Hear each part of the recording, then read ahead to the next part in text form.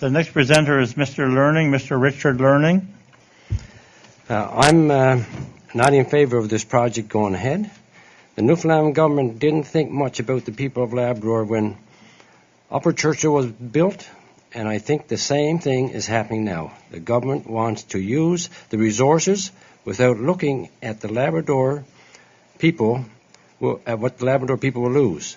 The Churchill River runs through a pristine wilderness of beautiful hills and trees. I have paddled down the river a good number of times, and each time I discovered something new.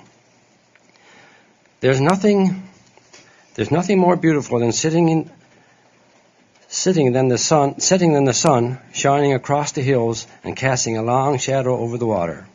It is very peaceful and serene. On my way down the river, I saw plenty of wildlife, including moose, caribou, wolves, bears, ospreys, ducks, and other birds.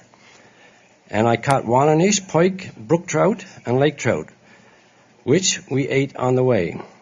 This was before the warning signs were posted about methyl mercury. Both my children have made canoe trips down the river with me. I believe my daughter was the first female to go down the Gullon Rapids in the front of a canoe by herself. This was not planned. I was showing her how to line down the rapids. I was on the shore with the line, and she was in the canoe keeping it clear from the rocks. However, I got my foot caught in a rock and tripped and lost the hold of the line. She was on her own, and all I could do was watch as she was being whipped down the rapids. She desperately trying to steer around the rocks from the front of the canoe. This was not an easy thing to do, but thankfully she made it safely to the end of the rapids. The reason I'm telling the story is because this is one of the many adventures that the river has offered and can continue to offer. I believe it can be developed into a great tourist attraction.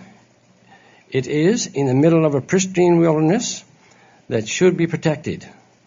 It was once used by trappers as the highway to their trapping grounds.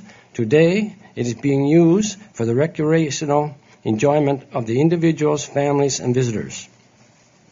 The river should not be ruined by dams, which will flood and destroy the beauty of the river banks, the trees and wildlife, and also poison the fish.